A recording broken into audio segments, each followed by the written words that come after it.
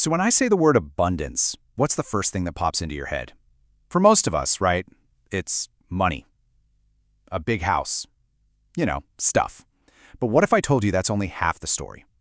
Today, we're going to dig into a way bigger, richer idea of abundance, one that's all about balancing our inner world with our outer world to find what you could call true wealth. All right, let's get into it. Okay, so first up, let's talk about this weird thing, this paradox. And I bet a lot of you have felt this, or at least seen it. It's that feeling when you finally hit a big financial goal. You get the thing you've been working for, but that huge rush of happiness you were expecting, it's just not there, or it doesn't last. So what's going on? That exact feeling, that's the abundance paradox. I mean, think about it. Why does chasing wealth, something society tells us to do from day one, so often leave us feeling kind of hollow? It's a really important question, because it pushes us to think about what we really want from life, beyond just the obvious stuff. And look, this isn't just some random feeling. It's a super common experience. So many people who, on paper, have made it, still feel disconnected, unfulfilled. And that feeling, that sense of having everything but still missing something, it's a huge clue. It tells us we've probably got the definition of abundance all wrong. We need a new way to think about it. Okay, so this is where things get really interesting. We have to completely redefine what wealth even means. And this is key. It's not a choice between being rich or being happy. The real secret is understanding that true abundance has two sides that are meant to work together, and you absolutely need both. So on one side, you've got spiritual abundance. You can think of this as your internal bank account, right? It's that deep down feeling of purpose, of connection. It's the stuff that feeds your soul, makes you resilient when things get tough, and gives you this bedrock of peace and gratitude. And it has absolutely nothing to do with how much money you have. Then, on the other side of the coin, you have physical abundance. Now, this is the one we all know well. This is the tangible stuff, the money, the resources, a safe place to live. And let's be clear, this is not a bad thing at all. In fact, it's super important. It gives us security, it gives us comfort, and it lets us enjoy all the great things life has to offer. So when you put them side by side like this, it just clicks, doesn't it? One is all about your inner world, your purpose. The other is about your outer world, your comforts.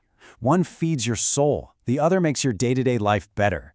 And the most important takeaway here is that you're not supposed to pick one over the other. They're designed to be a team. But what happens when that team gets broken up?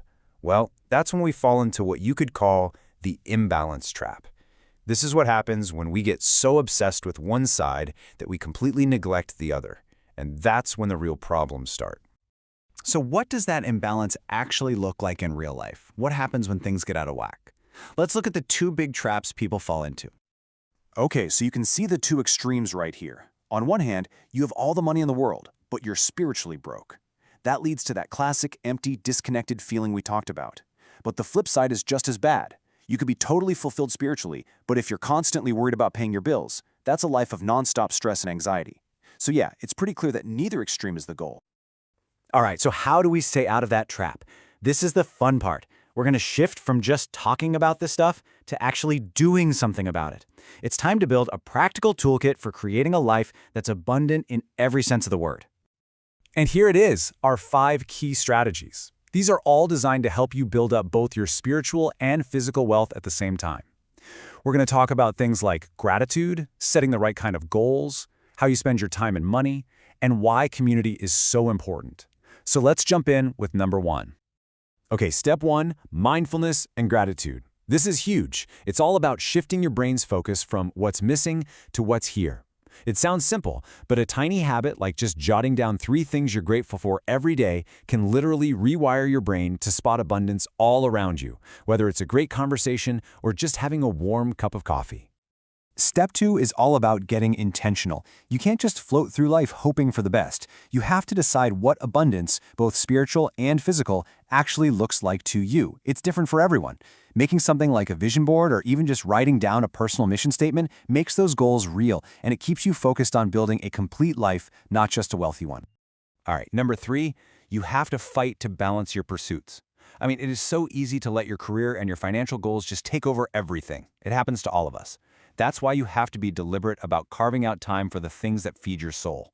Maybe that's volunteering or learning philosophy or just painting. That's the kind of wealth that money literally cannot buy. Okay, let's talk about the money itself. Step 4 is all about mindful spending.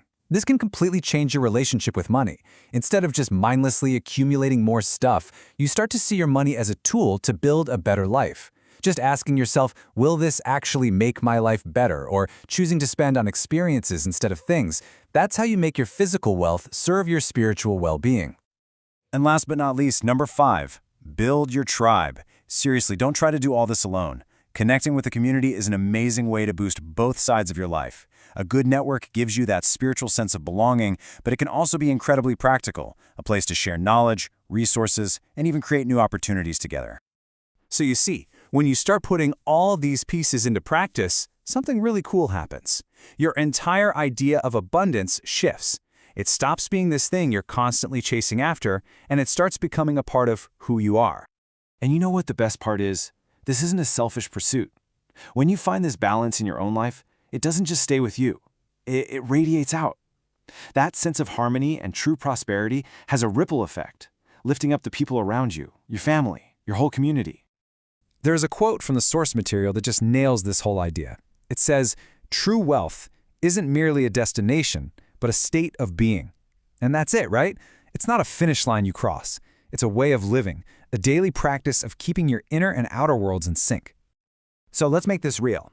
Forget about a 5-year plan for a second. I want to leave you with just one question to think about. What's one small thing, just one, that you can do today to bring a little more balance between your spiritual and physical abundance? Just start there.